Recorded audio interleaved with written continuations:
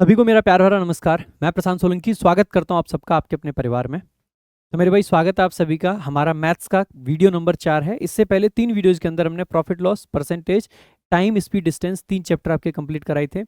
आज ये आपका चौथा चैप्टर है और आज हम सिंपल इंटरेस्ट पढ़ेंगे। जैसे कि इसके नाम में भी सिंपल आ रखा है, तो वैसे अगर कायदे से आप इस चैप्टर को देखते हो तो काफ़ी सिंपल है। ठीक है, बेसिक कैलकुलेशंस इसमें होती हैं, ज़्यादा डिफिकल्ट कुछ होता नहीं है, लेकिन फिर भी बहुत सारे लोगों को बहुत डिफिकल्ट लगता है।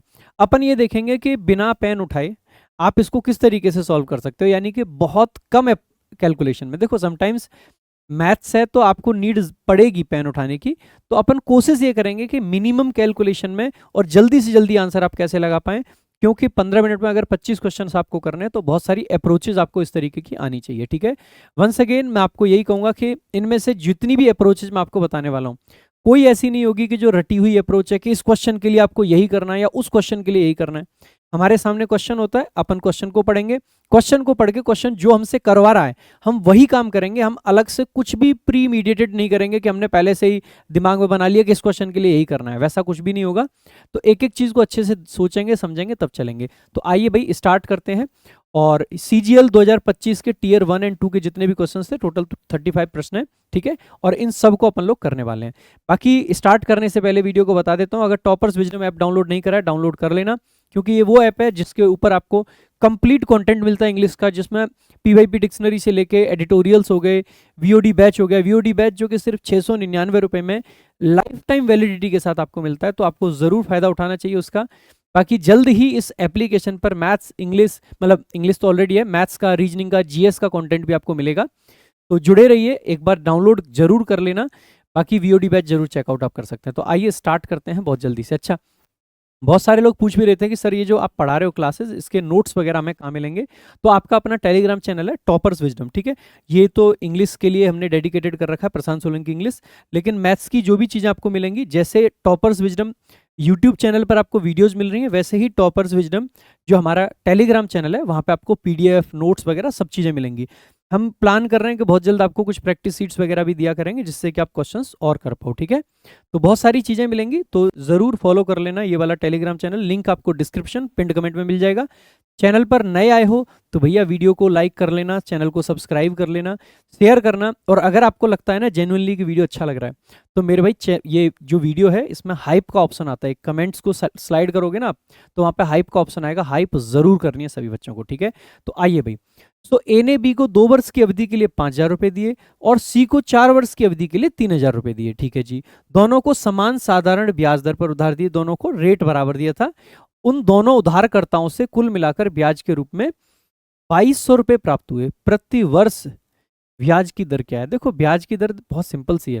देखो 4 साल है एक जगह, 2 साल है एक जगह, अगर दोनों को अलग अलग कैलकुलेट करेंगे थोड़ा फंस सकते हो, लेकिन मैं सिंपल ये कहता हूँ भाई, 2 साल के लिए 5,000 थे। साधारण ब्याज है तो ऐसा तो है नहीं कि साल में कंपाउंड होना है, सिंपल हमें तो रेट परसेंटेज निकालनी है। तो मैं ये कह सकता हूँ कि अगर 1 साल के लिए होता तो कितना होता, तो आप कहोगे सर 10,000। मान सकते हो ना, यानी कि हमें 10,000 का परसेंट निकालना है ना। 5,000 पहली साल में 5,000 पे कुछ परसेंट मिला, लेट से 10% मिल रहा है। ठीक है, तो पहली साल में 5,000 का 10% मिल जाएगा 500 रुपये, दूसरी साल में फिर से 5,000 का 10% मिलेगा 500 रुपये, यानी कि टोटल तो 1,000 रुपये मिला।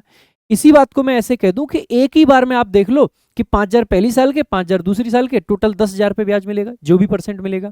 तो आप कह सकते हो सर 10,000 यहां से ले लिए। ठीक है जी, इसके बाद में 4 वर्ष की अवधि के लिए 3,000 यहां से, सेम ऐसे ही 3,000 पहले साल के, 3,000 दूसरे साल के, 3,000 तीसरे साल के, 3,000 चौथे साल के, यानी कि टोटल 12,000। तो 12,000 पे उसी रेट से यहां मिलेगा, 10,000 पे यहां मिलेगा, यानी कि टोटल 10,000 और 12,000 कितने हो गए? 22,000। तो टोटल 22,000 पे आपको ब्याज मिला। 22,000 पे कितना मिला? आप कहोगे सर 2,200 रुपये। तो कितना रेट हुआ? आप कहोगे सर 10%। 10% का ऑप्शन यहाँ पे देखिए, मार्क कर देना, सिंपल सा क्वेश्चन है। आपको कुछ ना तो पेन उठाने की जरूरत पड़ेगी ना कुछ भी, फिर भी मैं एक बार आपको बता देता हूँ कि इसको हमने किस तरीके से किया। आप कहोगे सर 5,000 था और इसको 2 टाइम्स लिया, और यहां से बेसिकली हमारा क्या बन गया था?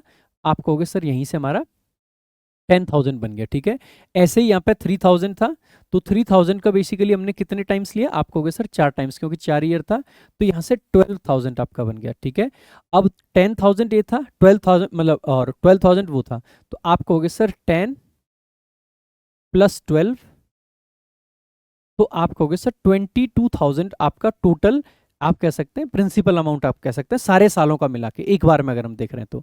और इसका बेसिकली कितना परसेंट रहा होगा, तो आप कहोगे सर x% रहा होगा। इसका हमें क्या निकालना है, x%, जो कि बराबर है कितने के, आप कहोगे सर 2200 के। तो हमें x की वैल्यू निकालनी है, तो आप आसानी से कहोगे सर इससे ये कट जाएगा, 22 से 22 कट जाएगा, ठीक है। तो आप आसानी से कह दोगे, इसी का x% निकाल रहे थे ना, तो यानी कि x/100, ठीक है। तो 100 इधर जाएगा तो 1 0 तो ये कट जाएगा, तो x बराबर आप आसानी से कह सकते हो सर 10% आपका करेक्ट आंसर है।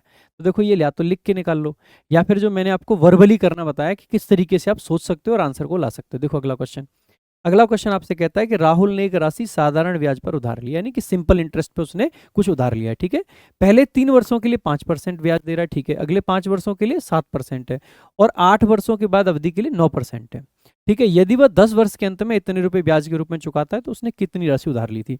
एक बारी वर्बली करते हैं। देखो क्या कह रहा है, ये कह रहा है कि पहले 3 वर्षों के लिए 5% है, कोई भी राशि है, एक्स अमाउंट है, वाई अमाउंट है, जो भी है, 100 रुपये मान लेते हैं एक बार, है ना, 100 रुपये मान लेते हैं। 100 रुपये पे पहले 3 साल 5-5% ले रहा है, तो पहले साल 5 रुपये, दूसरे साल 5 रुपये, तीसरे साल 5 रुपये, यानी कि पहले साल 5%, दूसरे साल 5%, तीसरे साल 5%, टोटल 3 साल में कितने परसेंट मिला, आप कहोगे सर 15% मिल गया, करेक्ट बात है। अच्छा, फिर अगले 5 साल तक 7% ले रहा है, यानी कि पहले साल मतलब अगले जो है, यानी कि चौथे साल में 5%, मतलब 7%, नॉट 5%, 7%, पांचवें में 7%, छठे में 7%, सातवें में 7%, आठवें में भी 7%, यानी कि अगले 5 साल में 7 ले रहा है, तो 7×5 = 35 होते हैं। तो 15 पहले 3 से मिला था, अगले 5 से 35 और मिल गया, तो टोटल पहले 8 से में कितना मिल गया, 50%, सही बात है। अच्छा, इसके बाद में क्या कह रहा है कि 8 वर्षों के बाद 9%, और कितने साल तक दिए, 10%, यानी 2 साल बचे हुए 2 साल में 9%, यानी 9% पहले साल, 9% अगले साल, टोटल 18%। तो टोटल कितना बना, 50 और 18, यानी 68% की वैल्यू हमें दे रखी है कितनी, आप कहोगे सर 6800। तो 100% की कितनी आ जाएगी भाई, 10,000 आ जाएगी। देख लो जी, करेक्ट आंसर, बहुत सिंपल है, कोई कैलकुलेशन नहीं है, कोई कुछ नहीं है, जस्ट हमें सोचना इस तरीके से था कि पहले 3 वर्षों में 5-5 के हिसाब से 15% टोटल ले लेंगे। देखो हम हमेशा ना परसेंटेज को जोड़ सकते हैं, हम हमेशा जो प्रिंसिपल अमाउंट है उसको जोड़ सकते हैं, एक ही बात होती है यार। देखो मैं ऐसे करूं, मैंने 1000 रुपये पे पहले साल 5% लिया, दूसरे साल 5% लिया, तीसरे साल 5% लिया, तो मैं ऐसे कह सकता हूं कि मैंने 1000 रुपये पे 15% लिया। तो मैं चाहूं तो परसेंटेज को जोड़ के लिख सकता हूं, या फिर मैं ऐसे भी आपसे कह सकता हूं कि भाई पहले साल भी 1000 रुपये लिया था, दूसरे साल भी 1000 रुपये लिया था, तीसरे साल भी 1000 रुपये लिया था, तो मैं ये भी कह सकता हूं कि तीनों साल का मिला के यानी कि 3000 रुपये बेसिकली मैंने 5% लिया, सेम ही बात आएगी। यानी कि हम चाहे तो परसेंटेज को जोड़ सकते हैं, हम चाहे तो बेसिकली जो प्रिंसिपल अमाउंट हमारा है उसको ऐड कर सकते हैं, बात एकदम डिट्टो सेम आएगी। अब इसमें कुछ लिखने का है तो भाई मैं लिख देता हूँ, कुछ लोगों को लगता है कि सर लिखते नहीं है तो दिक्कत है, ठीक है। तो फिर भी मैं एक बार लिख के समझा देता हूँ कि देखो भाई 3 वर्षों तक कितना परसेंट लिया उसने, आप कहोगे सर 5%, तो टोटल कितना परसेंट ले लिया, 15%, ठीक है। अगले 5 वर्षों तक कितने परसेंट लिया, आप कहोगे सर 7%, तो टोटल कितना ले लिया, 35%। अगले 2 ईयर के लिए, क्योंकि 3 और 2 मतलब 5 और 3 8 है, 8 अगर आपका पहले ही आ चुका है 10 में से, तो 2 साल बचे, 2 साल के लिए उसने कितना ब्याज लिया, 9%, आप कहोगे सर 18% ही आ गया। टोटल कितना आया, आप कहोगे सर 68%। 68% की वैल्यू कितनी दे रखी है, आप कहोगे सर 6800, ठीक है, ओके 6800। तो 68% की वैल्यू अगर ये है तो 100% की वैल्यू अपन निकाल देंगे, आप कहोगे बिल्कुल सर 100% की वैल्यू हो जाएगी आपकी 10,000। This is the correct answer, ठीक है। तो आप लिख के करो, बिना लिखे करो, फर्क नहीं पड़ता। देखो अमन को एक स्टार्टअप के लिए 30,000 रुपए की आवश्यकता थी, ठीक है जी। उसने यह राशि साधारण ब्याज शर्तों पर 2 निजी उधारकर्ताओं के बीच विभाजित कर दी, यानी कि 2 लोगों से मिला के कुछ पैसा लिया इसने, कुछ इससे और कुछ इससे। ऋणदाता ए, जो मतलब 2 में से एक है, उसने बेसिकली 9% प्रतिवर्ष, और ऋणदाता बी ने 6% प्रतिवर्ष मतलब ब्याज ली उससे, ठीक है जी।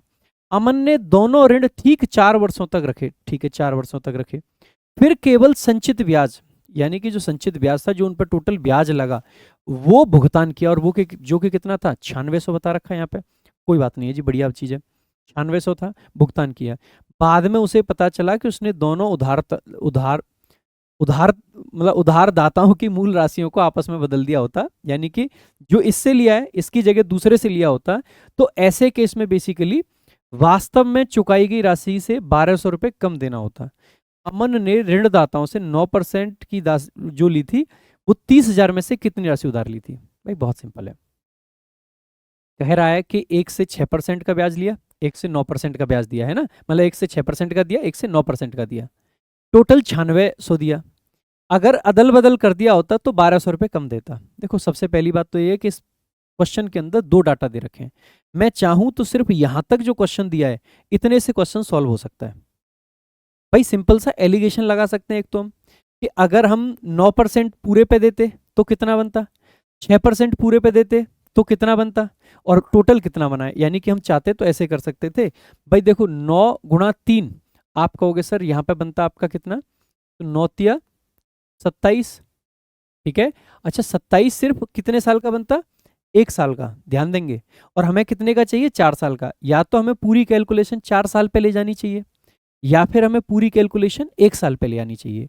अब अगर 1 साल पे लाओगे तो 96 को 4 से डिवाइड कर दोगे, कितना बनेगा, 24, 1 ईयर के लिए, है ना। सही बात है कि नहीं भाई, 1 ईयर के लिए। तो अगर मैं एलिगेशन लगाना चाहता हूं ना, तो 9 तिया 27। अब देखो मैं ना डबल जीरो को ड्रॉप कर रहा हूं, सिर्फ रेशियो तो निकालना है ना हमें, तो आप चाहो तो लिख लो, चलो ठीक है। 27 अगर 6 से देते तो 6 ती 18, ठीक है, 1800। ओके, ये आपका बेसिकली ए वाला था, और ये आपका बी वाला, और बना अल्टीमेटली कितना, तो आप कहोगे सर 2400। तो एलिगेशन निकाल के रेशियो निकाल दोगे, आप कहोगे बिल्कुल। भाई 27 में से 24 जाएंगे तो आप कहोगे 3। भाई 18 में से 24 जाएंगे, मतलब 24 में से 18 जाएंगे तो आप कहोगे सर 6। तो अल्टीमेटली 2:1, यानी कि मैं आप कह सकता हूं कि 20,000 तो इस वाले से दिए, और 10,000 आपके इस वाले से दिए। तो एक तो ये तरीका हो सकता है आपका, सिंपल एलिगेशन हमने यूज करा है, क्योंकि दो चीजों को मिक्स करने की बात यहाँ पे कही गई है। तो एक तो ये तरीका हो जाएगा, इससे बेसिकली ए वाला पूछा है तो 20,000 आपका आंसर आ जाएगा। पहला तरीका। हमने देखो इसका यूज भी नहीं किया, जो 1200 वाला डाटा है, तो उसको यूज ही नहीं करना था हमें, इतने से ही आ जाता। लेकिन मान लो आपको ये 1200 वाले को यूज करके निकालना होता, तो कैसे निकालते, इसका भी बहुत सिंपल तरीका होता है मेरे भाई। मान लीजिए 1200 वाले को यूज करके निकालना था, आपको क्या ब्याज मिली पता नहीं हमें, ठीक है, भूल जाते थोड़ी देर के लिए। मैं सिंपल सी बात कहता हूं भाई, अगर वो अदला बदली कर रहा है और उससे उसे ब्याज कम देना पड़ रहा है, तो जो ओरिजिनल केस था उसमें ज्यादा ब्याज जो देना पड़ रहा है वो अमाउंट ज्यादा रहा होगा, या कम ब्याज वाला अमाउंट ज्यादा रहा होगा। आप कहोगे सर कम ब्याज वाला शुरुआत में ज्यादा रहता, तो अदला बदली करने पे बेसिकली ब्याज बढ़ता घटता नहीं। भाई एक बात बताओ, ओरिजिनली मैंने आपको 1,000 रुपए दिए 2% पे, और 3,000 रुपए दिए 1% पे, तो अदला बदली अगर करूंगा तो ब्याज बढ़ेगा कि घटेगा। आप कहोगे सर 3,000 पे 2% लोगे, और फिर 1,000 पे 1% लोगे, तो ये तो सर बढ़ जाएगा। यानी कि ओरिजिनल केस में अगर हम समझें, तो अगर अदला बदली करने पे अमाउंट कम हो रहा है, इसका मतलब है कि ओरिजिनल में जो हमारा ज्यादा वाली ब्याज है, यानी कि 9% जो है, उस पर हमें ज्यादा, मतलब जो 9% है उस पर अमाउंट ज्यादा रहा होगा, और 6% पर अमाउंट कम रहा होगा। सही बात है। अच्छा एक बात बताइए, अगर मैं 100 रुपये 9% वाले में से 6% वाले को कर देता, तो 9% वाले में 9 देने पड़ रहे थे, 6 वाले में कितने देने पड़ेंगे, 6 देने पड़ेंगे। यानी कि अगर 100 रुपये का फेरबदल करूं, तो मुझ पे ब्याज पे कितने रुपए का फर्क पड़ रहा है, 3 रुपए का, क्योंकि 3% का ही तो डिफरेंस है। 100 रुपये के फेरबदल पे 3 रुपए का है, तो 1,000 रुपये पे कितने का चाहिए होगा। आप कहोगे सर 1,000 रुपये पे 30 रुपए का आ जाएगा। सही बात है। और हमें लाने कितने का है, भाई 1,200 लाना है 4 साल में, तो 1 साल में कितना लाना होगा। आप कहोगे सर 400 रुपये, सॉरी 1 साल में लाना होगा 300 रुपये, है ना, क्योंकि 4 साल का ही है। 1,000 रुपये पे 30 रुपए का आ रहा है, तो 300 का कितने पे आएगा। आप कहोगे सर 10,000 पे, यानी कि 10,000 की फेरबदल करनी पड़ेगी। तो आप कह सकते हो कि पुराने अमाउंट, मतलब जो दो अमाउंट हैं उनमें बेसिकली डिफरेंस कितने का रहा होगा, 10,000 का। जितने का डिफरेंस उतने की तो फेरबदल करोगे। अगर 10,000 का डिफरेंस रहा होगा और ओरिजिनल आपका मोटा सम 30,000 है, तो आप कहोगे सर 20,000 बड़े वाले पे दिया होगा, 10,000 छोटे वाले पे दिया होगा। इसका मतलब है कि जो 9% वाला है उस पर कितना दिया होगा। आप कहोगे सर 20,000। एक ये भी वर्बली आप निकाल सकते हैं, आप चाहें तो मैंने ये तरीका आपको बता दिया जो बेसिक तरीका है। लेकिन मान लो ये डाटा हमें नहीं दिया होता, तो हम कैसे करते। तो हमारा एक ये बेसिक सा तरीका हो सकता था कि हर 100 रुपये से 3 रुपये का फर्क पड़ रहा है, ठीक है। या आप यहां से ऐसे भी कर सकते थे, यहाँ पे आपको 1 साल पे जाने की जरूरत नहीं थी भाई। हर 100 रुपए से 1 साल में 3 रुपए का फर्क पड़ रहा है, तो 4 साल में कितने का पड़ेगा? 12 रुपए का। तो हर 1000 रुपए से कितने का फर्क पड़ेगा? आप कहोगे सर 20 रुपए, मतलब 120 रुपए का। तो 1200 का फर्क पड़ने के लिए कितने चाहिए होंगे? 10,000 रुपए। तो 10,000 रुपए को अदल बदल करना है भाई। 10,000 रुपए को अदल बदल करना है, इसका मतलब है एक 20,000 रहा होगा, एक 10,000 रहा होगा। जो 10 वाला है उसको 20 कर देंगे, जो 20 वाला है उसको 10 कर देंगे, आपके 1000 रुपए का अदल बदल हो जाएगा। इस तरीके से भी आप निकाल सकते हैं, बहुत सिंपल तरीका है। देखो अगला क्वेश्चन। अगला आपका क्वेश्चन है, सारा ने 3 अलग अलग योजनाओं एम एन ओ में क्रमशः 10%, 12%, 15% प्रति वर्ष की साधारण ब्याज दरों पर मतलब पर राशि निवेश की। यदि एक वर्ष में अर्जित कुल ब्याज इतना था और योजना ओ में निवेश की गई राशि योजना एम में, अब देखो 3 राशियां हैं, तो मैं यहाँ पे जैसे ये रेशियो दे रखा है ना इन्होंने, तो रेशियो अपन लिख लेंगे। तो आप कहोगे सर एम है, दूसरा एन है और तीसरा ओ है। ठीक है, तो कह रहा है कि ओ में निवेश की गई राशि एम में निवेश की गई राशि का 180% और योजना एन में निवेश की गई राशि का 250% थी। तो योजना एन में कितना निवेश किया गया? तो अपन इसको इस तरीके से लिख लेंगे एम एन ओ। सबसे पहला रेशियो में किसका दिया? देखो भाई, सबसे पहले हमें राशियों का रेशियो निकालना पड़ेगा, उसके बाद ही हम परसेंटेज पे जा पाएंगे, उससे पहले तो नहीं जा सकते। रेशियो तो निकालेंगे। रेशियो अगर आप कह रहे हो कि अगर एम में बेसिकली 100 रुपए हैं, तो बेसिकली ओ में कितने गए होंगे? 180 गए होंगे।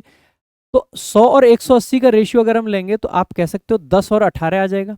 या इसको और भी सिंप्लीफाई करके अपन लिखेंगे, तो यहाँ पे अगर 5 दिए होंगे तो यहाँ पे 9 दिए होंगे, कह सकते हो। अच्छा जी, फिर कह रहा है कि एन में निवेश की गई का 250%, यानी कि अगर यहाँ पे मैं 100 देता तो यहाँ पे बेसिकली कितने देता मैं? 250। इसमें से भी अगर रेशियो को सिंप्लीफाई करोगे तो 5 से और काट देंगे, तो आप कहोगे 2 और ये यहाँ पे 5, यानी कि मैं यहाँ पे सिंप्लीफाइड रेशियो लिख दूंगा सीधा कि अगर यहाँ पे 2 है तो यहाँ पे 5 है। भाई अगर पहले सिनेरियो को देखें तो 5 और 9 है, यहाँ पे 2 और 5 है। तो क्या ओ दोनों में अलग अलग हो सकता है, या ओ को तो एक यूनिक लेना पड़ेगा? मैं आप कहोगे यूनिक लेना पड़ेगा, बराबर करना पड़ेगा। तो आप कहोगे सर इसको बराबर करने के लिए ऊपर 5 का मल्टीप्लाई और नीचे 9 का मल्टीप्लाई। ऊपर 5 का मल्टीप्लाई करेंगे तो बेसिकली नया रेशियो जो हमारा फाइनल वाला आएगा, तो एम 5 पंजे कितना बनेगा? 25। एन कितना बनेगा? 9 दूनी 18 और ओ कितना बनेगा? आप कहोगे 45। यानी कि ये है हमारा रेशियो। इस रेशियो में हमने अमाउंट दिए होंगे, पक्की बात है। सही बात है भाई, इतने तक तो कोई दिक्कत नहीं होनी चाहिए। अच्छा एक बात बताओ, अब हमसे कह रहा है कि तो एन में निवेश की गई राशि क्या है? एन की निवेश की गई राशि 18 है, बाकी सबके अनुपात में। अगर अनुपात के हिसाब से बेटा अगर हम निकालेंगे तो पक्की बात है 9 के टेबल का रहेगा। अच्छा 9 के टेबल के ऑप्शन अगर मैं देख रहा हूँ तो कितने दिखाई दे रहे हैं? आप कहोगे सर 9 के टेबल का एक ही ऑप्शन, यही करेक्ट आंसर हो जाएगा। यानी कि हमें यहाँ पे ब्याज पे और उस पे जाने की नीड ही नहीं थी। बट फिर भी अगर आप चाहते हैं कि सर आगे इससे करना कैसे, प्रोसीड हमें वो तो समझा दीजिए, तो वो मैं आपको समझा देता हूँ। देखो आगे कैसे प्रोसीड करोगे, ऑब्वियस सी बात है 25 का 10% अपन लेंगे तो 2.5% आ जाएगा ना भाई, 2.5 आ जाएगा ना 25 का। ठीक है, अच्छा 12% लेना 18 का, 18 गुणा 10 होता है 180। ठीक है, मैं निकालना बता रहा हूँ। और 18 दूनी होता है 36, यानी कि 216, यानी कि कितना बनेगा? 2.16। सही बात है। अच्छा 45 का कितना निकालना है? तो आप कहोगे सर 15%। 45 का 15% निकालेंगे तो कितना बनेगा? आप आसानी से कह सकते हैं, एक तो देखो इसको ऐसे कर सकते हैं 15 गुणा 15 गुणा 3, 15 का स्क्वायर आपको पता होना चाहिए कितना होता है? 225। 225 का 3 गुना 200 का 3 गुना 600, 25 का 3 गुना 75, यानी कि 675। यानी कि आप कह सकते हो यहाँ से कितना आएगा? 6.25। तो टोटल ब्याज हमें कितना मिलेगा? 2 और 2 4, 6 और 4 10, 10 तो ये बने। अच्छा 0.5 ये, अच्छा 0.75 बनेगा ना, 625 नहीं बनेगा भाई, 675 बनेगा ना। 200 का 3 गुना 600 और 25 का 3 गुना 75, सो 6.75 है ना। तो आप पाओगे 0.5 ये और 0.75 यहाँ से। तो आप कहोगे सर देखो 50 और 75 कितना होता है? 125। तो पूरा एक यहाँ से आ जाएगा और 0.25 आ जाएगा। 0.25 और 0.16 आप कहोगे 0.41, यानी कि आप कहोगे सर 10 पहले लिया था, 10 और 1 11, 11.41 और 11.41 की वैल्यू हमें क्या दे रखी है? तो यहाँ पे दे रखी है 2282। तो 2282 कितने गुना है? आप कहोगे सर सबसे पहले तो 2 से गुना करो, ये पूरा पूरा हो जाएगा 2 8 2 2। ठीक है, 2 दशमलव को हटाने के लिए बेसिकली कितने से और गुणा करना है?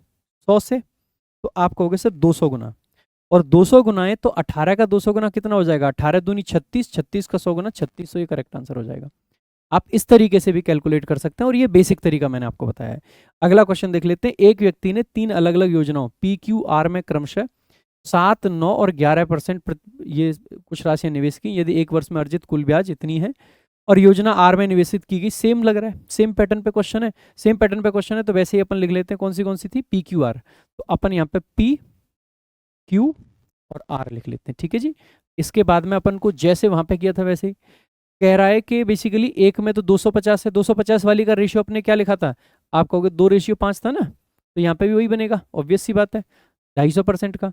और दूसरी वाली में क्या है? 300, यानी कि यहाँ पे 1 है तो यहाँ पे कितना है? 3 है। बराबर करने के लिए इसको 3 से मल्टीप्लाई और इसको 5 से मल्टीप्लाई। कैसे हो जाएगा भाई? तो आप आसानी से कहोगे सर कि 3 दूनी 6 इसमें बन रहा है, ऊपर ही लिख देता हूँ। पी में कितना आ रहा है? 6। इसको 5 से मल्टीप्लाई करेंगे तो 5, और बेसिकली इसमें कितना आ रहा है? तो आप कहोगे सर 15।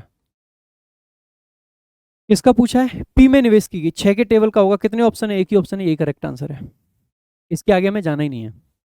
इसके आगे फिर भी अगर आप जाना चाहते हैं तो जिस तरीके से मैंने ऊपर वाला क्वेश्चन बताया था पिछले वाला, उसी तरीके से सेम जा सकते हैं कि 6 का बेसिकली 7% निकालें, यानी कि 7 6 42 0.42 आ जाएगा। ठीक है। उसके बाद में इसका 9 पंजे 45 0.45 आ जाएगा।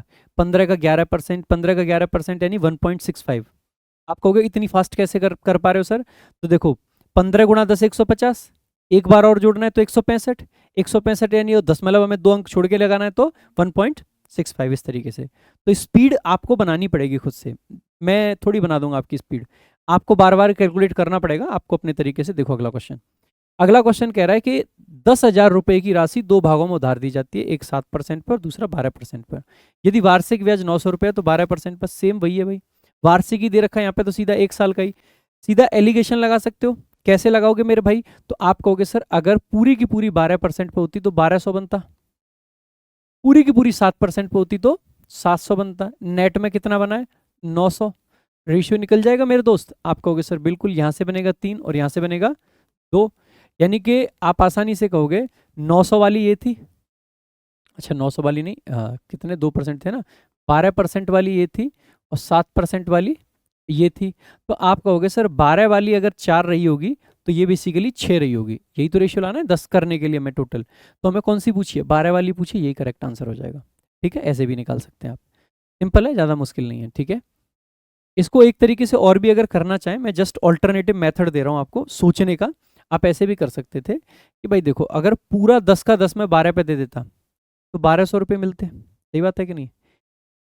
अगर 7 पे दे रहा हूं तो बेसिकली हर 100 रुपये पे 5 रुपये कम मिलेंगे ना। मान लो पूरा मैंने 12 पे दे दिया था तो 1200 रुपये मिलने वाले थे, लेकिन पूरा तो नहीं दिया है, कुछ तो 7 पे दिया होगा। कुछ जो 7 पे दिया है हर 100 रुपये पे 5 रुपये कम मिल रहे हैं, तो हर 1000 रुपये पे 50 रुपये कम मिलेंगे। सही बात है कि नहीं? हर 1000 रुपये पे 50 रुपये कम मिलेंगे। और मुझे कम कितने चाहिए? आप कहोगे सर 300 कम चाहिए, तो बेसिकली 6,000 रुपये मुझे किस में देने पड़ेंगे? 7 वाले में। तो 6,000 7 वाले में दिए तो 10,000 वाले में कितने बचे? ऐसे भी आ जाएगा। मान लो एलिगेशन क्लिक ना करे या कैलकुलेशन कॉम्प्लेक्स लग रही हो तो इस तरीके से निकालना भी एक आपका बढ़िया तरीका हो सकता है। तो जस्ट माइंड में कैलकुलेशन करना है। इसको रिवर्स भी अपन कर सकते हैं। कैसे कर सकते हैं? देखो भाई मान लो मैंने पूरा 7% पे दे दिया होता तो कितने रुपए मिलते? 700 रुपये, लेकिन ओरिजिनली मिले 900 रुपये। क्यों? क्योंकि इस 7 मतलब पूरा अगर 7 पे दिया है तो 700 रुपये हैं, लेकिन मान लो 100 रुपये 9 पे दे दिए होते तो इसकी वजह से मुझे 5 रुपये एक्स्ट्रा मिलते, क्योंकि 5% का डिफरेंस है। तो 100 पे 5 रुपये का फर्क आ रहा है, तो 1000 पे 50 रुपये का फर्क आ जाएगा। मुझे चाहिए कितने का? 200 रुपये का, क्योंकि 700 से 900 पे जाना है। तो बेसिकली कितने को मुझे 12 में ट्रांसफर करना पड़ेगा? आप कहोगे सर 4000 को 12 में ट्रांसफर करना पड़ेगा, ये भी आ जाएगा। तो जस्ट आप मेंटल कैलकुलेशंस भी कर सकते हैं, बाकी ये तरीका करना हो। देखो अगला, 5,000 रुपए की राशि को 2 भागों में उधार दी जाती है। एक भाग 6% साधारण ब्याज और दूसरा भाग 9% साधारण ब्याज पर। यदि वार्षिक ब्याज इतना है तो 6% पर दी गई राशि कितनी है? ये सेम वही चीजें बार बार आ रही हैं भाई। भाई 390 आपका आ रहा है, अगर पूरा का पूरा आपने 6 पे दिया होता तो 6 पंजे 30, 300 रुपये आता। सही बात है। हर परसेंट पे बेसिकली कितने का फर्क पड़ेगा? हर 100 रुपये पे 3 रुपये का, तो हर 1000 रुपये पे 30 रुपये का। 90 का फर्क लाना है तो कितने 1000 रुपये पे आएगा? 3000 रुपये पे। तो 3000 एक तरफ गया, 2000 एक तरफ गया, तो आप कहोगे सर कि हमें बढ़ाना था तो 3,000 रुपये बेसिकली इसमें आ जाता, 6% वाले का 2,000 आपका करेक्ट आंसर आ जाएगा। बाकी अगर और सिंप्लीफाइड तरीके से चलना है जिसमें एकदम श्योरिटी के साथ आंसर ला पाओ, तो 6 पंजे 30 आपका इधर बनता, ठीक है, और 9 पंजे 45 आपका इधर बनता, 39 आपका बीच में बनाए, यहाँ से भी रेशियो निकाल सकते हैं कि इधर 6 आएगा और इधर सर 9 आएगा, ठीक है। ये 6% वाला है और ये आपका 9% वाला है, ठीक है। तो अगर 3 से काटेंगे तो ये 2 बनेगा और ये 3 बनेगा, तो आप आसानी से कह सकते हैं ये 2,000 और ये 3,000। 2,000 कौन सा है? 6% वाला। 3,000 कौन सा है? 9% वाला। यहाँ से भी आप निकाल सकते थे। अप टू यू, आप किस तरीके से निकालना चाहते हैं। अगला देखो, एक व्यक्ति के पास 15,000 रुपये हैं, ये इसका एक भाग 3 वर्षों के लिए 10% साधारण ब्याज पे और शेष भाग 3 वर्षों के लिए 12% पे देता है। 3 वर्षों बाद एक्स और वाई से प्राप्त कुल ब्याज इतना है। अब की बार ना अंतर नहीं दिया है, मतलब अच्छा, अब की बार भी कुल ब्याज ही दिया है, अंतर तो दे ही नहीं रहा है। तो कितनी राशि है? देखो ऑब्वियस सी बात है, 15 का यहां से आप निकाल सकते हो, 3 वर्षों के लिए गया है, ठीक है। 3 वर्षों के लिए गया है तो बेसिकली 15 गुणा 12 यहाँ पे आ जाएगा। 15 गुणा 12 कितना होता है? तो आप कहोगे सर 180 होता है, तो 180 यहाँ आ जाएगा। 15 गुणा 10 तो 150 आपका यहाँ आ जाएगा। अच्छा, ये कितना था? 3 वर्ष में, ठीक है। तो 1 वर्ष का यहाँ पे निकाल दोगे आप कहोगे बिल्कुल 1 से ये जाएगा, 16 48 होते हैं, 165, तो 165। यहाँ से आप निकालोगे तो बेसिकली आपका 15, यहाँ से आप निकालोगे तो बेसिकली आपका 15, यानी कि दोनों के आगे बराबर। अगर बराबर आगे तो 7.5 आपकी दोनों की वैल्यू हो जाएगी, दैट्स इट। इसमें कोई दिक्कत की बात ही नहीं है। अगला, सी ने 15 मार्च 2023 को डी से 10% प्रति वर्ष की साधारण ब्याज पर 6,000 रुपये उधार लिए। सी ने 15 सितंबर, देखो मार्च है तीसरा, सितंबर है 9वां, यानी कि 6 महीने की बात है। 6 महीने की बात है, यानी कि रेट कितना हो जाएगा? आधा हो जाएगा, ठीक है। तो सी ने डी को कुल कितनी राशि? तो आप कहोगे सर देखो 10% था, आधे साल गया तो 5%, 6 का मतलब 6,000 का 5% कितना आ जाएगा? 6×3 = 18 होते हैं ना। अच्छा, 5% निकालना, 6 पंजे 30, तो बेसिकली 300 रुपये का फर्क आएगा, तो ये आपका करेक्ट आंसर आ जाएगा। अगला क्वेश्चन देख लेते हैं। अगला कह रहा है कि एक व्यक्ति ने 2,200 रुपये की कुल राशि साधारण ब्याज पर 3 अलग अलग योजनाओं में 4%, 5%, 10% प्रतिवार्षिक निवेश की। एक वर्ष के अंत में उसे तीनों योजनाओं से समान ब्याज प्राप्त हुआ। 5% की दर पर निवेश की गई राशि कितनी थी? अब देखो, जब भी ऐसा केस बनता है ना कि ब्याज समान है, तो हमें बेसिकली सबसे पहले ब्याज का रेशियो तो बराबर है, तो रेट के हिसाब से बेसिकली हमें किसका रेशियो निकालना पड़ेगा? जो उसके प्रिंसिपल अमाउंट था ना, उसका निकालना पड़ेगा, ठीक है। तो अब सबसे पहले आप ये कह सकते हो कि देखो, एक का मान लेता हूं कि मैं P1 रहा होगा, एक का मान लेता हूं P2 रहा होगा और एक का मान लेता हूं P3 रहा होगा। जो प्रिंसिपल रहा है तीनों का यही रहा है। भाई P1 कितने परसेंट पे गया? आप कहोगे सर 4% पे, तो 4P1 बराबर कितना बन जाएगा? 4 से गुणा ही तो करते हैं। आप कह सकते हो कि 5P2 बराबर कितना बनेगा? 10P3। अब बेसिकली इसको हम लेंगे तो यहाँ पे अगर मैंने 20 ले लिया तो ये कितने में जाएगा? तो आप कहोगे सर ये 5 रहा होगा, ये आपका 4 रहा होगा और ये आपका 2 रहा होगा। तो रेशियो आपका ये रहा होगा प्रिंसिपल अमाउंट का। अगर प्रिंसिपल अमाउंट का ये रेशियो रहा होगा तो 5% वाली दर में कितना है? 4 वाले टेबल का है, 4 वाले टेबल का, तो ये करेक्ट आंसर हो जाएगा, क्योंकि 5 और 4 9 और 2 11। अच्छा एक सेकेंड, 5 और 4 9, 9 और 2 11, 11 की वैल्यू 22 है, तो 4 की वैल्यू 8 आ जाएगी भाई, है ना। 4 वाला नहीं, 8 वाला डबल है। दोबारा से देखेंगे, 5 और 4 9, 9 और 2 11, 11 की वैल्यू कितनी है? 2200 है, तो 4 की वैल्यू कितनी आ जाएगी? 8, ठीक है, 800। देखो अगला क्वेश्चन। नेक्स्ट क्वेश्चन आपसे कहता है कि रीना ने 1,200 रुपये साधारण ब्याज पर इतने वर्षों के लिए उधार लिए जितनी ब्याज की दर थी। ऋण अवधि के अंत में उसने 432 रुपये ब्याज के रूप में चुकाए। ब्याज की दर क्या थी? अब भाई बहुत सिंपल होता है ये, ठीक है। ऑब्वियस सी बात है कि देखो, एक तो 12 से करेंगे। अब 12 से इसको अगर मैं डिवाइड करूंगा तो 12 तिया 36 होता है और 12 छक्के 72 होता है। ऑब्वियस सी बात है 36 बार जा रहा है, 36 किससे मिलके बना होगा? 6 गुणा 6 से, तो 6% आपका करेक्ट आंसर हो जाएगा, दैट्स इट। भाई जब ब्याज बनती है उसमें किस किस से मल्टीप्लाई करते हैं हम? आप कहोगे मूलधन, टाइम, रेट। मूलधन से मैंने अगर 12 से इसको डिवाइड कर दिया, 100 इसलिए छोड़ दिया क्योंकि डिवाइड में 100 रहते हैं, तो 100 से तो वो 100 कट गए होंगे, ठीक है। अगर इससे डिवाइड करा तो 36 आया।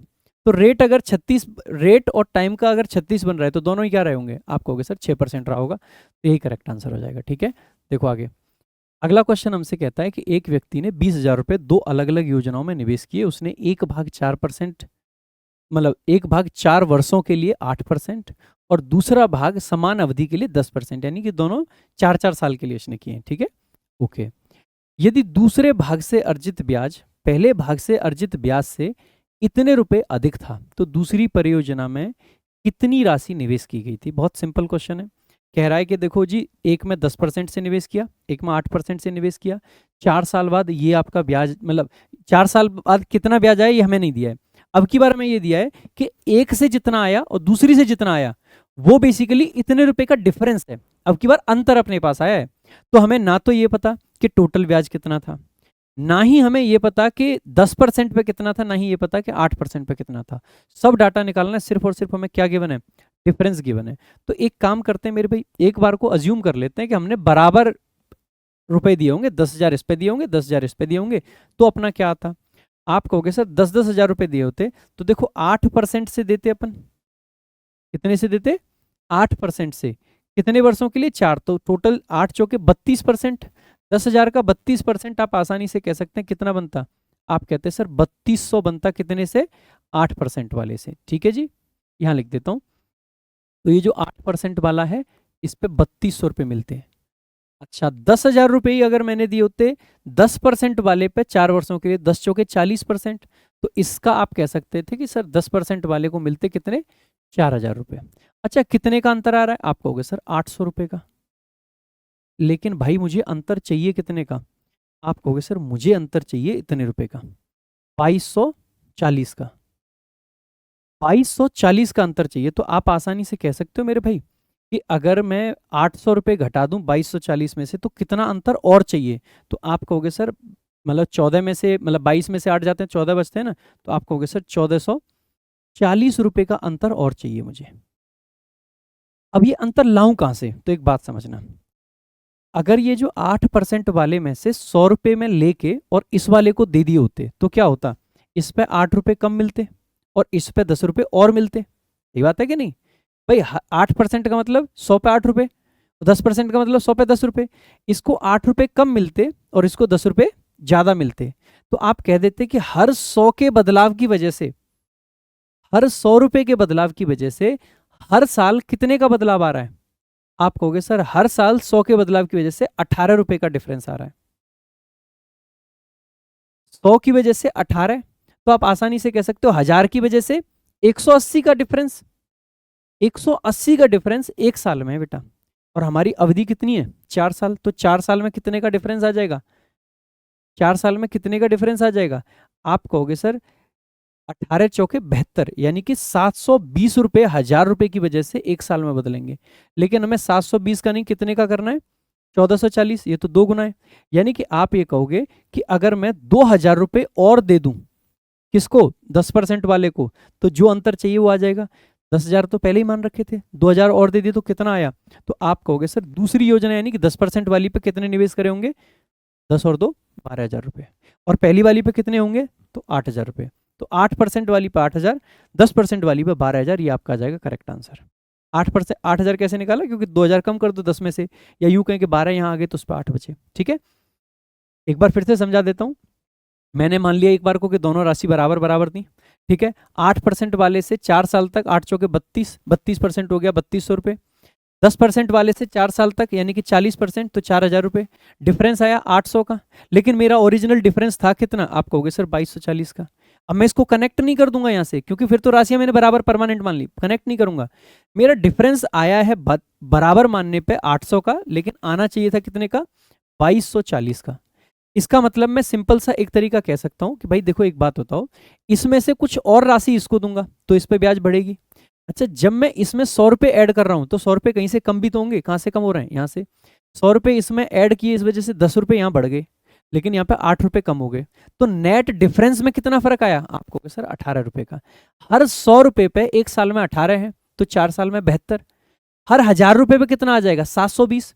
और हमें चाहिए कितना? 1440। तो 1440 कितने में? 2 में, तो 2,000 रुपए के अंदर आ जाएगा। तो 10 और 2 12 आपका करेक्ट आंसर हो जाएगा।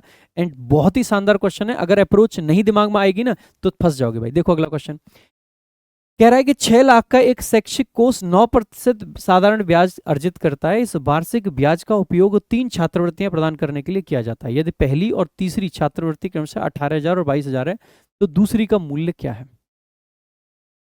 दोबारा से समझेंगे। 6,000 का एक शैक्षिक कोर्स है, 9% प्रतिवार्षिक। अच्छा, तो इसका अगर 9% निकालेंगे तो 9 छिक्के 54। सही बात है भाई। 54 में से 22 ये रहा, 18 ये रहा, तो बचे कितने? आप कहोगे सर 14। तो ये करेक्ट आंसर हो जाएगा। ठीक है, सिंपल है, ज्यादा मुश्किल नहीं है। अगला, मान लीजिए एक्स निवेश किया जाता है और 2 वर्ष बाद 5% साधारण ब्याज की दर पर वाई मिलता है। फिर वाई को 2 वर्षों के लिए 5% साधारण ब्याज पर निवेश किया जाता है तो इससे जेड मिलता है।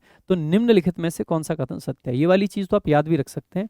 भैया एक्स पे हमने निवेश किया, रेट कोई भी हो, आर मान लेता हूं, टाइम कोई भी हो, टी मान लेता हूं, तो इससे निकल के क्या आ रहा है?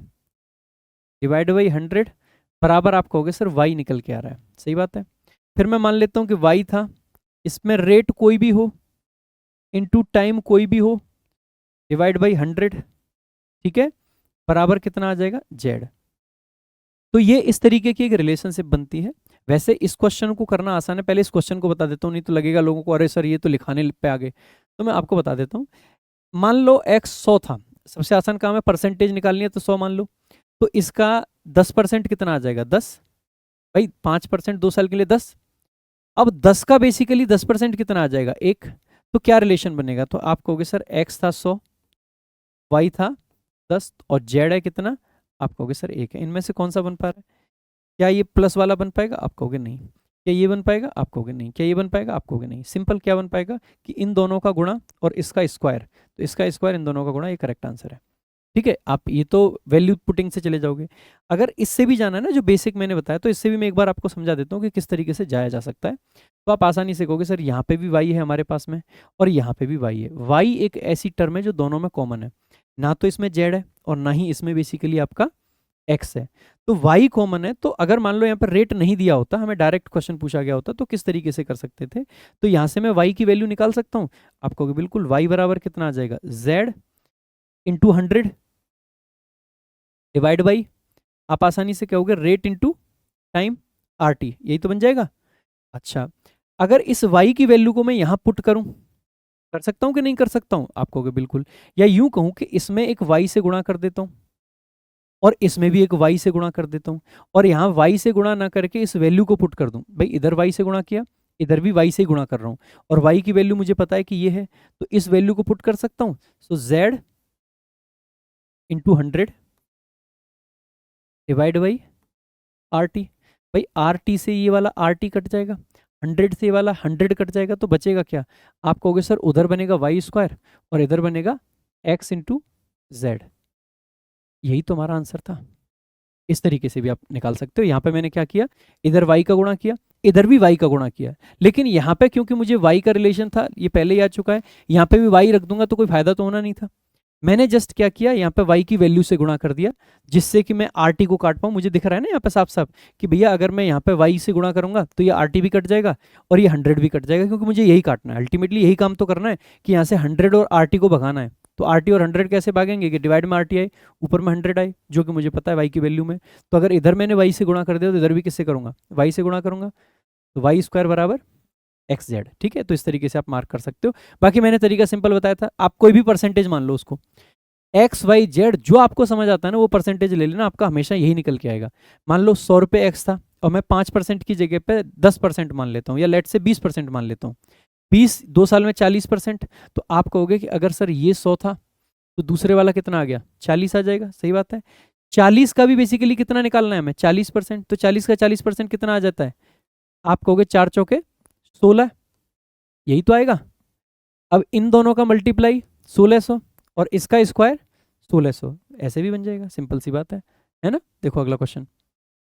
सारा ने 10 जनवरी 2024 को जॉन को 6% प्रतिवार्षिक ब्याज की दर से 12,000 रुपये उधार दिए। जॉन ने 10 जुलाई, जनवरी से जुलाई, तो आप कहोगे सर वही 6 महीने की बात है। ठीक है, 6 महीने यानी आधा हो जाएगा ब्याज बेसिकली, तो 3% रह जाएगा। ठीक है, पूरा वापस करने की योजना बनाई। जून को कुल कितनी राशि लौटानी पड़ेगी? तो 12 तिया 36 होते हैं, 12,000 पहले, 36 बेसिकली इसमें और ऐड कर देंगे, तो ऑब्वियस सी बात है कि ये वाला करेक्ट आंसर आपका आ जाएगा। ठीक है, 3%, 360 आपका बन जाएगा। देखो अगला क्वेश्चन, यदि ए बी सी तीनों राशियां इस प्रकार हैं कि ए मतलब बी ए पर साधारण ब्याज है, सी बी पर साधारण ब्याज है, सभी समान समय के लिए और समान ब्याज दर पर हैं, तो निम्नलिखित में से कौन सा सत्य होगा?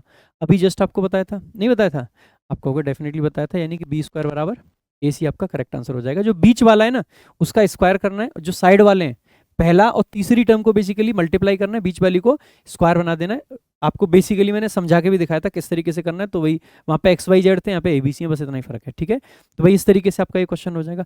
आगे बढ़ने से पहले भाई मैं आपको एक स्पेशल चीज़ दिखाना चाहूँगा, ये कि अगर आप कर रहे हो इंग्लिश की तैयारी किसी भी एग्जाम के लिए, कोई भी एग्जाम है आपका, और इंग्लिश अगर आपको पढ़नी है और आपको चाहिए क्वालिटी कंटेंट, जिस तरीके से मैथमेटिक्स में आप देख रहे हैं कि मैं हर चीज़ को लॉजिकली एक्सप्लेन करता हूँ, हर चीज़ का लॉजिक मेरे पास होना चाहिए, वैसे ही यहाँ पे भी आप पाओगे कि हर चीज़ का लॉजिक आपके पास होना चाहिए। इंग्लिश भी आप मैथ्स के तरीके से पढ़ सकते हो, और आपको पता ही है कि जो टीचर सामने से पढ़ा रहा है वो लॉजिकली इतना साउंड है कि मैथ्स के एक एक क्वेश्चन को इतने लॉजिक से तोड़ पा रहा है। तो भाई इंग्लिश भी तो उसकी अच्छी होगी, और अगर इंग्लिश भी अच्छी होगी ना तो यहाँ पे भी लॉजिक्स ही देखने को मिलेंगे आपको। तो भाई सिर्फ 699 के फी में वैलिडिटी मिलती है आपको lifetime. Handwritten notes हैं, डिजिटल नोट्स हैं, लेवल वाइज प्रैक्टिस सीट्स हैं, टेस्ट हैं, बहुत सारा कंटेंट है। आप जाइए टॉपर्स विजडम एप्लीकेशन डाउनलोड कीजिए, वहाँ पे आपको मिल जाएगा। बाकी अगर आपको मैथ्स की वीडियो भी अच्छी लग रही है तो भाई वीडियो को हाइप करना, कमेंट करना, आप एक बार कंटेंट का लेवल बताइए, पढ़ाने का तरीका बताइए कि आपको कैसा लग रहा है। और अगर आपको ऐसा लगता है ना कि मैं आसान आसान क्वेश्चन उठा लाता हूँ, तो सीजीएल के सीधे सीधे क्वेश्चन लिए मैंने, इसीलिए मैं पहले बैच में अगर वो पढ़ाने लग जाता ना थ्योरी कि आते ही मैं थ्योरी पढ़ाने लग जाता, तो लोग पता क्या कहते हैं कि ये मास्टर ऐसा है, ये आसान आसान सवाल लाता है और पूरा चैप्टर हो गया ये कह के चला जाता है। इसीलिए नहीं पढ़ाई मैंने, मैंने पहले लिए कि भाई ये सबसे रिसेंट एग्जाम 2025 का ही है। एसएससी का सबसे बड़ा एग्जाम कौन सा है? सीजीएल है। तो सबसे बड़े एग्जाम के, सबसे रिसेंट एग्जाम के सारे क्वेश्चन करा रहा हूँ उस चैप्टर के। इसका मतलब है कि इसमें कोई छटनी नहीं हुई है कि क्या आसान है और क्या मुश्किल है। ये अब आपकी कॉल है कि आप कितना सीखना चाहते हो और कितना नहीं सीखना चाहते। मेरा यहीं तक रोल है, और मैं आपको सिखा के मानूंगा भाई। ढंग से अगर पढ़ोगे ना तो मैथ्स बहुत आसान है। किस साधारण ब्याज दर पर 2000 की राशि 4 वर्षों में, ये बेसिकली 520 का ब्याज चाहिए हमें, कितने में? 4 में। तो आप कहोगे सर एक में कितना चाहिए? 130 का चाहिए। 130 2 पे, तो बेसिकली एक पे कितना? 6.5, मतलब 13 डबल हो जाता है ना। तो आप कहोगे आसानी से, सिंपल है, कोई दिक्कत की बात है भाई? नहीं है। अगला क्वेश्चन, एक व्यक्ति ने एक योजना में 8000 को 6% साधारण ब्याज दर पर और दूसरी योजना में 5000 को 8% साधारण ब्याज पर समान अवधि के लिए निवेश किया। ठीक है, 6 को बेसिकली 8, मतलब 8000 को 6% पे, 5000 को 8% पर, दोनों से कुल इतने रुपए का प्राप्त हुआ, तो निवेश की अवधि के समय ज्ञात कीजिए। भाई एक बात बताइए, मैं एक साल में अगर निकालूं तो 8 छिक्के 48, 8 पंजे 40, 48 और 40 कितने हो जाते हैं? 88। और 88 तो ये नहीं है, ये तो भाई आपका 176 है। 176 है तो आप कहोगे तो डबल होता है 88 का, यानी कि साल कितने रहे होंगे? आप कहोगे सर 2 रहे होंगे। ये करेक्ट आंसर है। अगला क्वेश्चन देख लेते हैं भाई। एक राशि साधारण ब्याज के तहत 5 वर्षों में स्वयं की 2.5 गुना हो जाती है। 5 वर्ष में 2.5 गुना हो रही है। 2.5 गुना यानी कि 1.5 ब्याज मिल रहा है 5 साल में। ठीक है, समान दर पर कितने वर्षों में स्वयं की 5 गुना हो जाएगी? यानी कि ब्याज कितना चाहिए? आप कहोगे सर 4 चाहिए। भाई 5 गुना होने के लिए देखो, एक तो पहले से ही है वो, 4 और चाहिए तो 5 गुना हो जाएगी। 2.5 गुना होने के लिए 1.5 और चाहिए था, 2 गुना होने के लिए 1 और चाहिए होता है ना। तो 5 वर्ष में 1.5 गुना हो पा रही थी, हमें निकालनी है कि कितने वर्ष में बेसिकली कितना हो पाएगी? 5 गुना। तो मैं कह सकता हूं कि भाई साहब 5 वर्ष लग रहे हैं कितने में? 1.5 में। तो कितने लगेंगे बेसिकली? कितने में? 4 में। आप आसानी से कह सकते हो। तो आप आसानी से कहोगे 15 चौके मतलब 5 चौके 20 है, 20 डिवाइड बाई 1.5। तो आप कहोगे सर 15 एकम 15, ठीक है, बच गए आपके कितने? आप कहोगे सर 5, तो 5 पे 0 5 दिया 45, बच गए आपके 5। तो आपको या फिर कह दो 1/3, सिंपल सिंपल सा। ठीक है, क्योंकि हर बार वो उतना ही बचता जाएगा।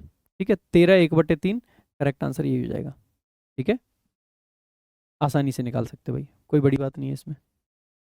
ठीक है, 1/3 आएगा हमेशा, मतलब यही आता जाएगा, नहीं तो 3 3 3 3 3 हर बार 5 बचते जाएंगे ना। तो इस तरीके से देखो अगला।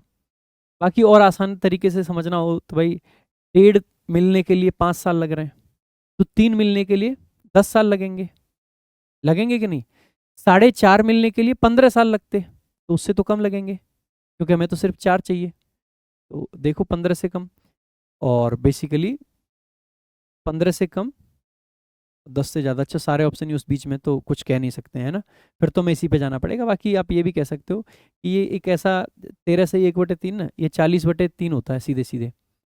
और जब भी आपका ना, हमें चाहिए कि 4 गुना बनाना है, हमें 4 गुना चाहिए, तो 40 तो आएगा ही वहाँ पे, तो 40/3 से निकाल सकते थे आप ऐसे करके। देखो अगला, एक व्यक्ति ने 1900 की कुल राशि साधारण ब्याज की 3 अलग अलग योजनाओं में 2%, 4%, 5% की दर से निवेश की। वर्ष के अंत में उसने तीनों योजनाओं से समान ब्याज मिला। 4% पे निवेश की गई राशि क्या थी?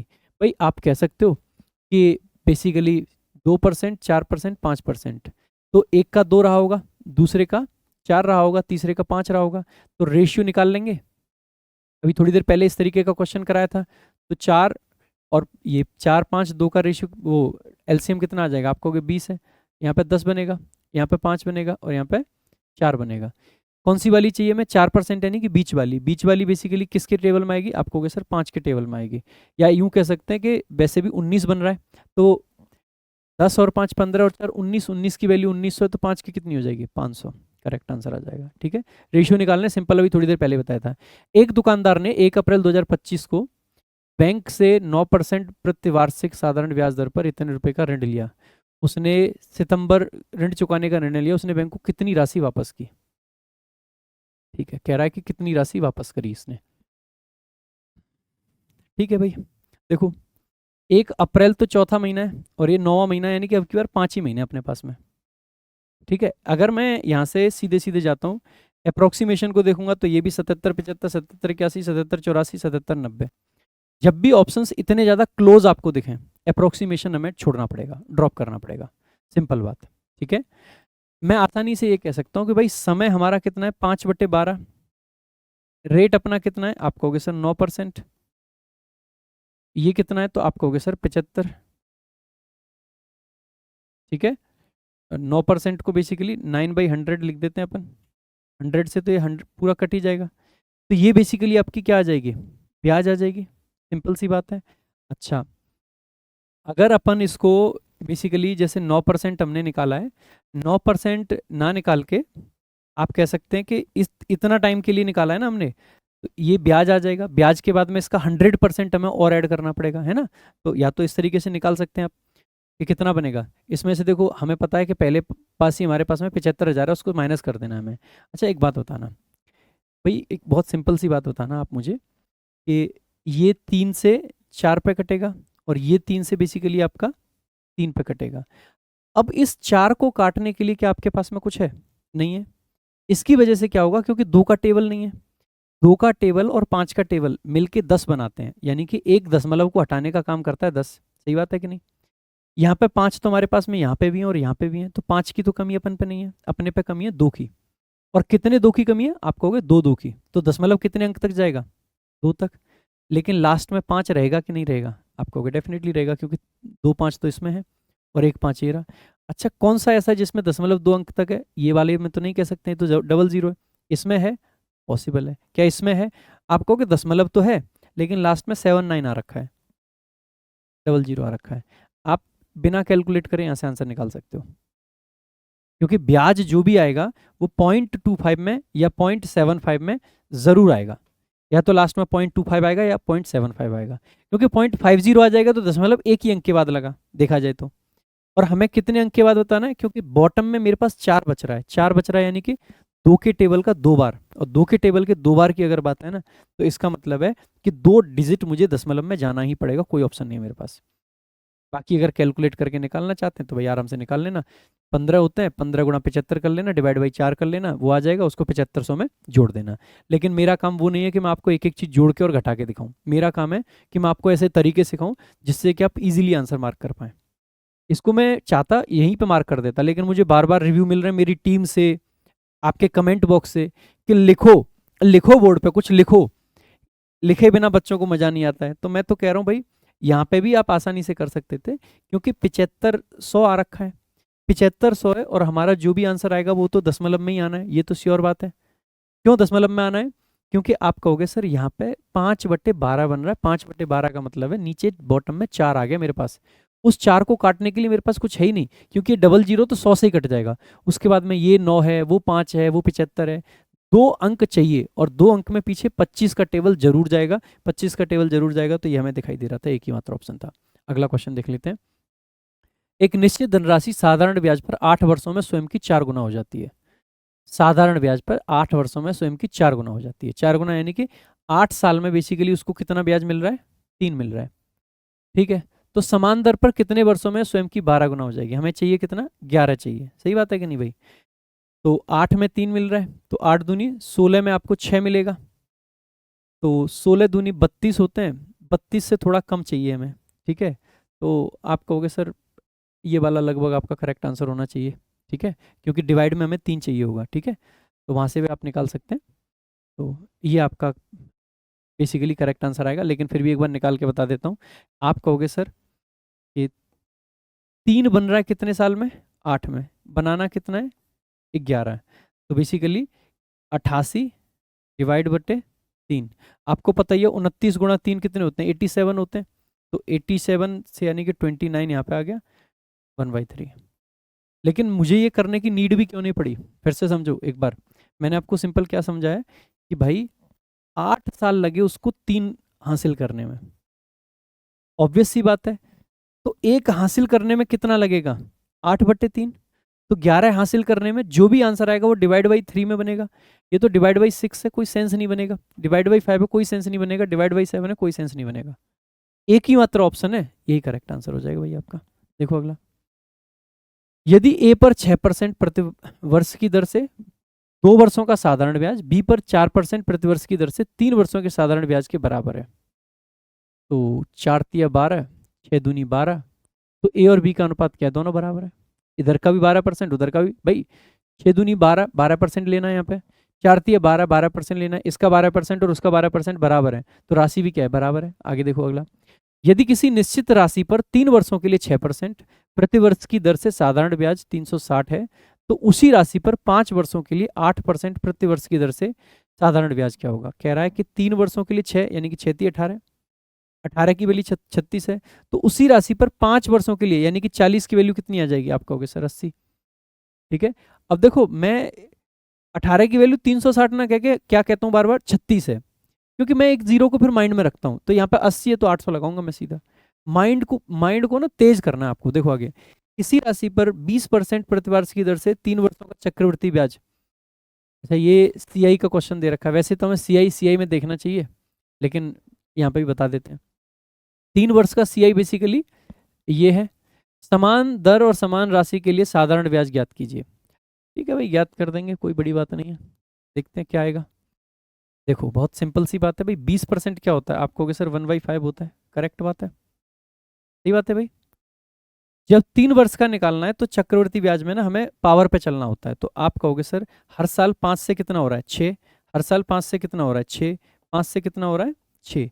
यानी कि आप कह दोगे सर फाइनली अगर ये 125 था तो ये कितना बन जाएगा? 216। सही बात है कि नहीं? ठीक है जी। साधारण ब्याज निकाल लोगे 125 का? ऑब्वियस सी बात है। हमें कितने साल का निकालना है साधारण ब्याज? 3 साल का। यानी कि हर साल अगर 1 मिल रहा है तो बेसिकली 3 साल में कितना मिलेगा? 3। 5 की वैल्यू 125 है, तो 3 की वैल्यू कितनी आ जाएगी? आप कहोगे 25 पंजे 125, 25 दिया 75, तो हमें 75 बेसिकली साधारण ब्याज आएगा। ठीक है, तो आप कह सकते हैं कि चक्रवृद्धि ब्याज कितना है? 864। तो 864 कितने की वैल्यू है भाई? एक सिंपल बात बताओ मुझे। 864 कितने की वैल्यू है? तो आप कहोगे सर 125 की। सही बात है। सॉरी 125 की नहीं, कितने की है? इस डिफरेंस को देखो, 125 से इतने गए 216, तो आप आसानी से कहोगे सर ये तो 91 की है कि नहीं? ये 91 की वैल्यू हमें निकालनी कितने की है? आप कहोगे सर 75 की। इतने की तो निकालनी है भाई, इतने की तो निकालनी है। तो ये दे दिया और ये दे दिया। अब हमें 91 से इसको डिवाइड करो, 75 से गुणा कर दो, जो आंसर आएगा वो आपका करेक्ट आंसर है। बट भाई मैं कहूँगा कि ऐसे मैं तो नहीं करता हूँ। मैं फिर यहाँ पे क्या जाऊँगा? देखो 612, 618, 712, 512, बहुत दूर दूर ऑप्शन है। अप्रोक्सीमेशन यूज़ कर लें। अप्रोक्सीमेशन यूज़ करेंगे तो क्या करेंगे भाई? ये 15 के टेबल का इसको 15 के टेबल का बना सकता हूँ, पास में ही है। 90 है। ठीक है, तो यानी कि अगर ये 6 की वैल्यू है तो हमें निकालनी कितने की है? 5 की। 6 से इसको डिवाइड करूंगा हो जाएगा, आप कहोगे 8 और 6 मतलब 8 और 4 12 और 6 18 हो जाएगा, 6 से तो डिवाइड होना ही है। तो 6 से करूंगा तो बेसिकली आप कहोगे 8 में गया एक बार, कितने बच गए, आप कहोगे 2, 26 है, सो 8 मतलब 6 चौके 24, 4 बार चला गया, बच गए कितने 2, और 6 चौके 24, गुणा बेसिकली कितने से करेंगे 5 से, 14 पंजे 70 होते हैं, 70 से थोड़ा ज़्यादा आएगा, कौन सा, यानी कि करेक्ट आंसर है भाई। यहीं पे गेम चेंजर है। मैं बार बार आपसे एक ही चीज़ कह रहा हूँ कि जस्ट ऐसा नहीं है कि आप, अब बहुत सारे लोग जाएंगे इसको एग्जैक्ट करने, बट नहीं जाना है आपको, अप्रोक्सीमेशन यहीं पे गेम चेंजर है आपके लिए, और वो अगर आप नहीं समझ पाए ना तो गड़बड़ है। इवन आपको ना ये जो कैलकुलेशन हमने यहाँ पे करी ना एक एक से काट के, मैं इसलिए कर रहा हूँ क्योंकि बहुत सारे बच्चों के कमेंट्स आते हैं कि सर थोड़ा धीरे थोड़ा धीरे। अब की बार हमने ट्राई किया है इंटेंशनली कि धीरे थोड़ा पढ़ाया जाए, नहीं तो ये बहुत आसान चीजें हैं। देखो अगला क्वेश्चन, एक राशि साधारण ब्याज पर 2 वर्षों में इतनी हो जाती है, 4 वर्षों में इतनी हो जाती है, प्रतिवर्ष दर क्या है? भाई एक बात बताओ, 2 साल में इतनी हुई है, 4 साल में कितने मिले हैं 600, तो पहले 2 साल में भी कितने मिले होंगे 600, तो ओरिजिनल कितना रहा होगा 6000, तो हर साल कितने मिल रहे हैं 3, तो 6000 पे 300 मिल रहे हैं हर साल, तो कितने परसेंट बनेगा 5%। अगला क्वेश्चन, 8000 की राशि 2 भागों में उधार दी जाती है, एक भाग 5%, दूसरा भाग 7%, यदि वार्षिक ब्याज इतनी है तो 7% पर कितनी उधार दी है यार? या तो वो निकाल सकते हैं अप्रोक्सीमेशन से, 8 पंजे 40 बनेगा, ठीक है, और 7 8 56 बनेगा, बीच में 50 आ रखा है, ठीक है, मैं निकाल ही देता हूँ। 5% से कितना बन रहा है, आप कहोगे 40, यहाँ पे लिख लेते हैं अपन, ये 5% वाला है, ये आपका 7% वाला है, तो यहाँ पे बेसिकली आपका 5% वाला 8 पंजे 40 बन रहा है, 7 वाला 8 7 56 बन रहा है 56, और टोटल आ कितना रहा है 50, निकाल दोगे भाई यहाँ से, तो आप कहोगे सर 10 का है, यहाँ से निकालोगे तो 6 का है, यानी कि 3 और 5 का रेशियो आ रहा है, 3 और 5 का रेशियो आ रहा है, तो 7% पे कितना है 5 वाला है, तो यानी कि 5000 वाला जो आंसर है वो आपका करेक्ट आंसर हो जाएगा, ठीक है। 7% पे 3% वाला मतलब 5% वाला निकालना होता हमें, तो 3000 हमारा आंसर आ जाता, ठीक है। तो या इसको ऐसे कर लेना ना 3 और 5, ठीक है, 5 और 3 8 होते हैं, तो 5 की वैल्यू 5000 हो जाएगी, 8 के 8000 है। बाकी मैंने जो दूसरा तरीका बताया था उस तरीके से भी आप निकाल सकते हो कि भाई मैंने मान लिया कि पूरी राशि मैंने कितने पे दे दी, लेट से 500 पे 5% पे दे दी, ठीक है, 5% पे पूरी दी होती तो कितना ब्याज मिलता, आप कहोगे सर 8 पंजे 40, 400 रुपये मिलते, लेकिन मिले कितने 500 रुपये। भाई 700 पे अगर मैं 100 रुपये देता तो 2 एक्स्ट्रा मिलते 100 रुपये पे, तो 1000 रुपये पे कितने एक्स्ट्रा मिलेंगे 20, तो 100 मिलने के लिए कितने हजार चाहिए 5000, तो 5000 7% पे गए होंगे, करेक्ट आंसर है। वर्बली ऐसे भी हो जाएगा। अगला क्वेश्चन, यदि किसी दी गई राशि पर समान ब्याज दर से 6 वर्षों में अर्जित साधारण ब्याज और 9 वर्षों में अर्जित साधारण ब्याज का अनुपात क्या होगा? भाई सिंपल सी बात है, 6 वर्षों में और 9 वर्षों में, तो आप कहोगे सर यहाँ पे अगर 2 मिलेगा तो यहाँ पे कितना मिलेगा 3, करेक्ट आंसर है। राशि समान है, टाइम समान है, तो सिंपल उसी के रेट में आ जाएगा। एक दानकर्ता एक ट्रस्ट में 8 लाख रुपए जमा करता है जो सालाना 10% साधारण वार्षिक ब्याज अर्जित करता है, ठीक है। इस ब्याज का उपयोग 3 वार्षिक पुरस्कार वितरित करने के लिए किया जाता है। दूसरा और तीसरा पुरस्कार देखो, सबसे पहले 10% मिलता है यानी कि 80,000 रुपये मिलेगा, 35 एक में मिल गया और 20 एक में मिल गया, तो 35 और 20 कितना हो गया, आप कहोगे सर 55, तो बचा हुआ कितना है 25, वही करेक्ट आंसर हो जाएगा। ये ना थोड़ा सा बहकाने का प्रयास इसलिए किया है कि ये दूसरा और तीसरा दे रखा है, लगेगा बच्चे को कि पहला तो इससे बड़ा आएगा और पहला इससे बड़ा आएगा, यानी कि हो सकता है कोई बंदा कहता कि अरे यार एक ही तो ऑप्शन है, ये मार्क कर दो। डिस्ट्रैक्ट नहीं होना, लेकिन भाई थोड़ा सा कैलकुलेशन देख लेनी है मन में। देखो अगला, पी यानी कि मूलधन दे रखा है, आर यानी कि रेट दे रखा है, टाइम दे रखा है, साधारण ब्याज ज्ञात करना है। भाई बहुत सिंपल है, ज़्यादा मुश्किल तो कुछ है नहीं। देखो भाई बहुत सिंपल सी बात है, टाइम दशमलव में है, रेट दशमलव में है, और इसका 100 तो जब परसेंट वाला लेंगे उससे कट जाएगा, तो आंसर आपका किस में आएगा दशमलव में आएगा। कितने ऑप्शन है, एक ही ऑप्शन है, एक करेक्ट आंसर हो जाएगा। भाई जब परसेंटेज लेंगे तो ये तो कट ही जाएगा, टाइम 1 दशमलव यहाँ से आ गया, रेट 1 दशमलव यहाँ से आ गया, तो 2 डिजिट दशमलव में जाएंगे कि नहीं, आंसर में जाएंगे, तो इसका मतलब यही करेक्ट आंसर होगा भाई, दैट्स इट। और ज़्यादा सोचने की आपको ज़रूरत नहीं है, ठीक है। बाकी निकालना चाहो तो भाई इच्छा है आप लोगों की, निकाल लेना यहाँ से। और क्या सोच सकते थे आप कि 3 का टेबल होना चाहिए, इसमें 3 का टेबल है, इसमें फंस जाते हैं आप, ठीक है। दूसरा ये सोच सकते थे कि ये 17 पंजे 85 होता है तो 17 के टेबल का होना चाहिए, 17 का टेबल चेक कर सकते हो आप। बहुत सारी चीजें, मैं तो कहूंगा भाई डायरेक्ट आंसर मार्क करो और आगे निकलो फटाफट से, है ना। अगला क्वेश्चन देखें।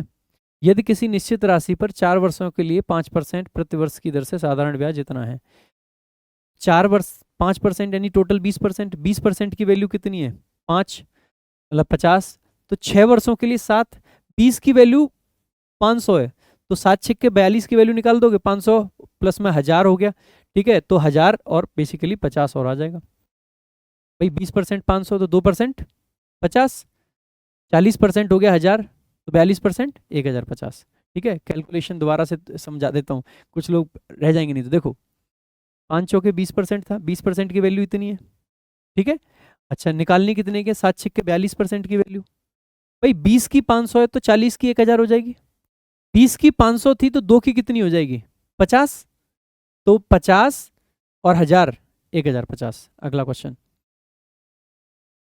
15,000 को 6% साधारण वार्षिक ब्याज की दर पर 3 वर्षों के लिए उधार दिया जाता है, 3 वर्षों बाद राशि ज्ञात कीजिए। भाई 6 18, सही बात है कि नहीं।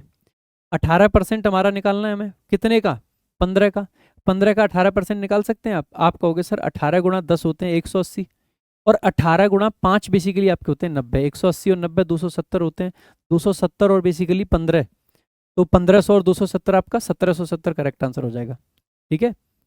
अगला क्वेश्चन देख लेते हैं।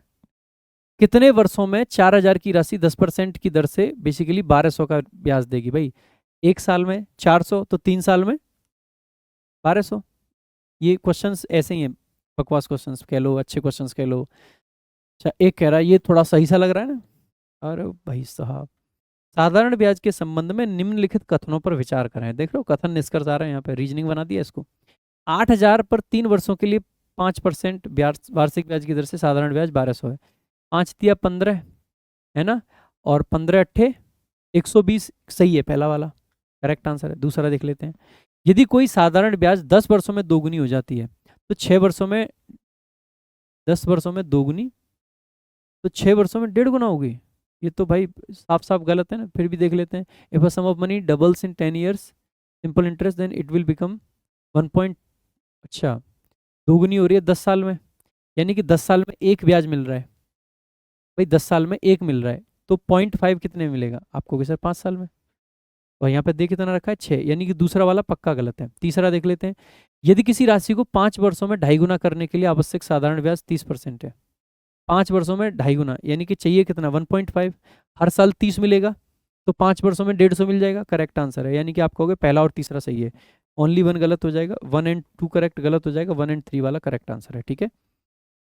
ये था भाई पूरा का पूरा हमारा ब्याज का पार्ट, साधारण ब्याज। चैप्टर कैसा लगा एक बार कमेंट बॉक्स में बताना। अगर मजा आया हो भाई तो ये वीडियो दूर दूर तक जानी चाहिए, सबके पास शेयर होनी चाहिए। अच्छा अगर आप चाहते हो कि ऐसा ही कंटेंट आपको और मिले तो भाई ये जो चैनल है ना, इस चैनल के जो सब्सक्राइबर्स हैं ना वो यूं करके जाने चाहिए, बूस्ट करके, तभी मजा आएगा। और मैं आपसे एक वादा कर सकता हूँ कि भाई इतने अच्छे से मैथ्स आपको पढ़ा दूंगा मैं कि उसके बाद में आपको ना इधर उधर कहीं भटकने की जरूरत नहीं पड़ेगी। आप पढ़ते रहिए, 2025 के सारे क्वेश्चन अभी करा रहा हूँ। अगर आपकी डिमांड रही तो बाकी अगर कोई चैप्टर आप चाहते हो ना कि पूरा बेसिक से 0 से लेकर एडवांस लेवल तक कोई चैप्टर पढ़ाया जाए, वो भी पढ़ाया जाएगा, और ऐसे ही वर्बल कैलकुलेशन आपको करा दी जाएगी, ठीक है। तो आई होप आपको वीडियो अच्छी लगी होगी। टेलीग्राम ज्वाइन कर लेना, प्रशांत सोलंकी इंग्लिश और टॉपर्स विजडम। टॉपर्स विजडम पे फाइल्स वगैरह सारी की सारी आपको मिलेंगी। वीडियो अच्छा लगा है लाइक करना, हाइप जरूर करना है, और कमेंट भी आपको जरूर करना है। Thank you so much. जय हिंद, जय भारत।